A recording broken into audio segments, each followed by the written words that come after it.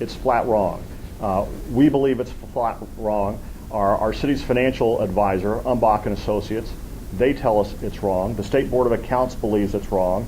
The rating agencies believe it's wrong. So when Councilman Friend and others are out there painting a gloom and doom picture, they're just wrong.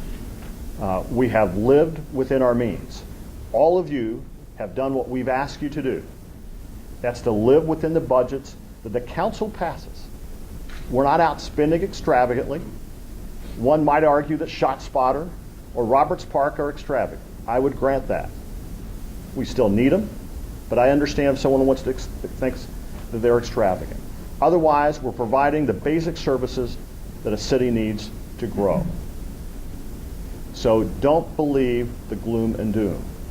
Do believe that if they do not pass a budget on Thursday in a special meeting, you heard the ramifications that Russ outlined, it's going to be challenging.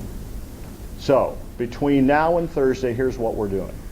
We have spent almost all day with Julie, Janet, and Russ, Steve, and Ella and I, and we're identifying potential other cuts that we think departments could live with that would not affect our ability to deliver services or that would not represent a reduction in headcount. I don't know what that's going to be on Thursday at 5 o'clock. I'll know it when I see it. But we've got work to do between now and then. But here's what's going to happen. We've called the meeting. I hope they show up. At 5 o'clock, I will present another revised budget, and I'll ask them to pass it.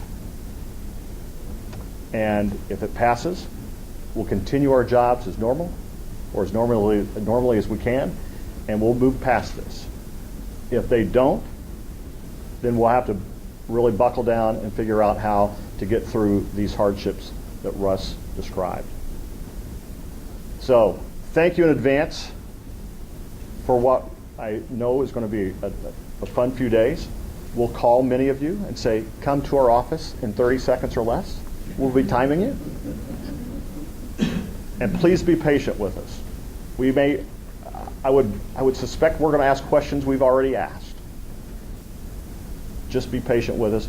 We're all looking to get through this in the best possible way for the city of Evansville. So with that, I'll be happy to try and answer any questions as well as Russ.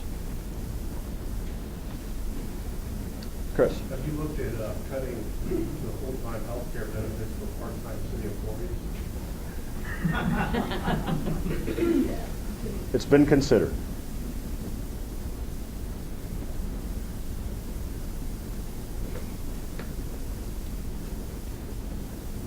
Steve?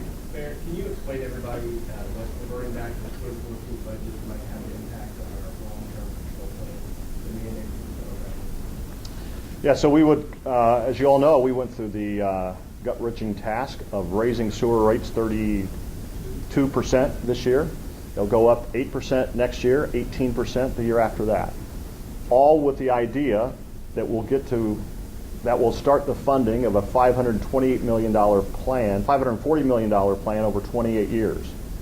The EPA is considering our resubmitted plan, but by cutting this budget, it would delay the implementation of several projects that, while not approved yet, we know the EPA would want us to do, sort of the low-hanging fruit projects, if you will, of what is required. So it would have certainly a delay factor of when we could start some of these projects, some of which the engineering work has already begun on. Denise? I was going to ask, they passed the amendment to not allow Roberts Park and ShotSpotter and the stores for the zoo.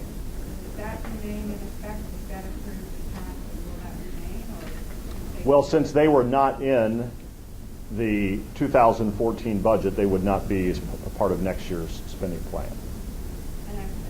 Sure. When you call this meeting, are they bound by anything to show up, or is that the whim of them whether or not they show up? I believe in good intentions, and I believe that the 9 members of the Common Council have good intentions to serve the city, and I expect and trust they'll be there. Rodney?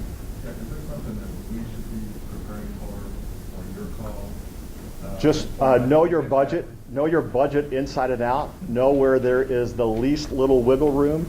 And I mean, if it's $100 in a line item, we may be asking to take a $100 hit.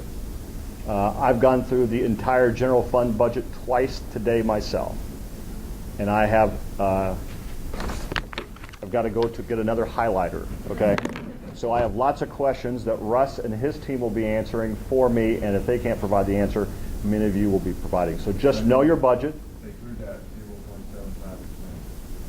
You know, they threw that out for each department head to start looking at. I didn't know that's something that we should start. That is not where, that's not a direction we intend to go. We intend to go, we would use the $2.8 million amended budget as a baseline and offer probably some additional cuts on top of that. What they are, how much they are, I don't know yet.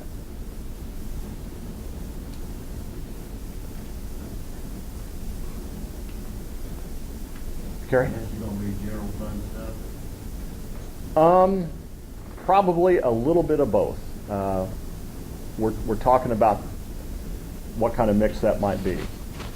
And we're going to try and make it as painless as possible for all the departments, understanding that many of you have very specific requirements, whether it's for new equipment or for salt or whatever. There are some line items that I would say are sacred and we're not going to cut at all. I can't tell them to you right off the top of my head, but again, when I'm going through it, some.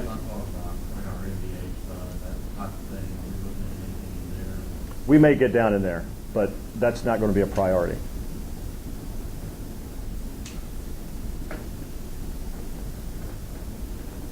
Anything else? Well, thanks for your time. The next few days is going to be fun. I hope that you'll all join us back here Thursday at 5 o'clock for something. Thank you, everybody. Have a good afternoon.